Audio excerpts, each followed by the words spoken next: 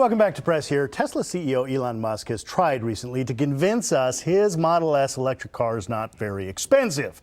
Well, you want inexpensive. How about the new Chevy Spark EV? The car, Chevy calls it a mini car, is only $199 a month, with $99 due, at least signing, including security deposit, tax, title, license, dealer fees, extra. That's the lawyer stuff. So, is this the Tesla for the rest of us? Dave Barthmuss is in charge of General Motors Image in 24 states, everything west of the Mississippi.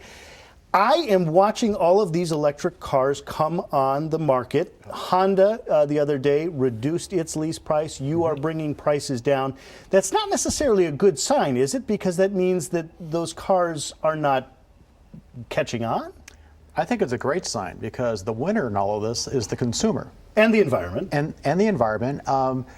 You can get a Volt, for example, the #1 selling plug-in electric car in America for about $260 a month. But did the Volt sell? And I realize the Spark is not on the market yet, so I can't say, hey, how's it selling?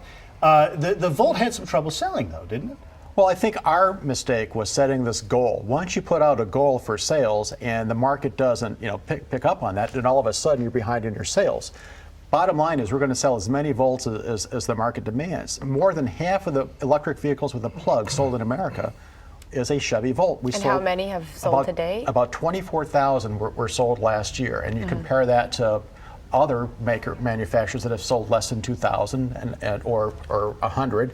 So I've got to say that the Volt is a very successful vehicle. As soon as they land on a dealer lot, they go. And when you HOV lane sticker, good for quadrupled sales. What's going to be the big difference between the Volt and the new one coming out that will matter to us?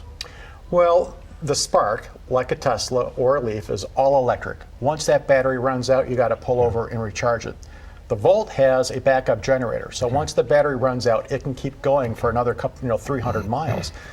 You don't have to have a second car with a Chevy Volt. You can drive a Volt from Los Angeles to San Diego. You can drive a Volt cross country. It was really the best mix of it. It wasn't quite a hybrid. It's not quite an electric. It's all the best mix of it. Right. With the limited range of the Spark EV, or for that matter, the Nissan Leaf or the Honda Fit, why does yours go 80 and Tesla's goes 200? Because Tesla put a ton of batteries in their car. It's just more batteries. It's just that just more simple. batteries. And what we want is a small urban mini car that's affordable. Why not 110 or 115? 80 is just not fast enough. No, the reason I ask is from here to San Francisco and back is Correct. not within your car's range. And I realize you're not making it just for me, but why not 120 or something? Is 80 some magic number? I have a Spark that I'm driving for my company car. I'm getting about 100 miles in range right now. When we put these numbers on the car, a lot of it is due to EPA estimates. Sure. So you have to basically, you're very conservative. The Volt, for example, EPA says you're going to get 38 miles on your initial charge. I'm getting between 50 and 60. So it all depends on the driver. But was there research where you said 80? That's what it is. I mean, or whatever. I realize it's an estimate, et cetera.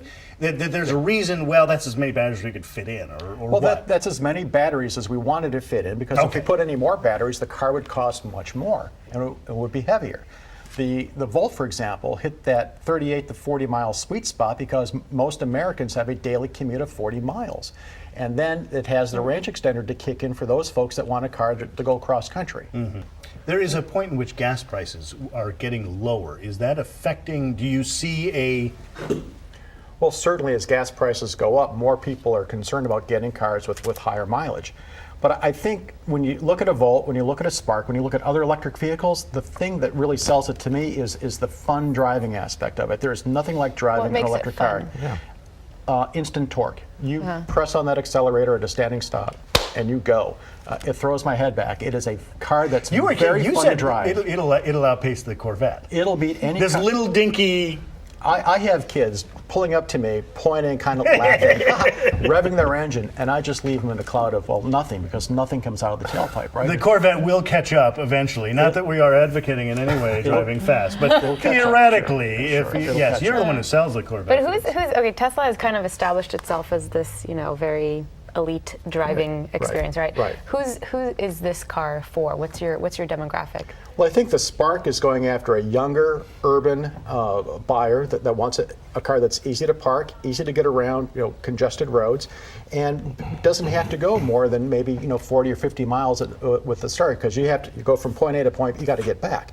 So even though it has an 80-mile range, you don't want to go 70 miles because then it's supposed to be like a very urban kind of it's demographic. an urban mini car. And to be fair, I mean, it's 8 miles to my house, so it's I drive about 16 miles, add in another 2 or 3 to pick up the kids. I mean, I'm well So it would within. take you a while to get to 80. So if you want to drive all electrically, certainly I could the until Spark is somebody has a cool. meeting in San Francisco, then I got to go home. Then you and get your switch Volt, cars. and the Volt can do that. I would 65% of those that have a Volt drive electrically.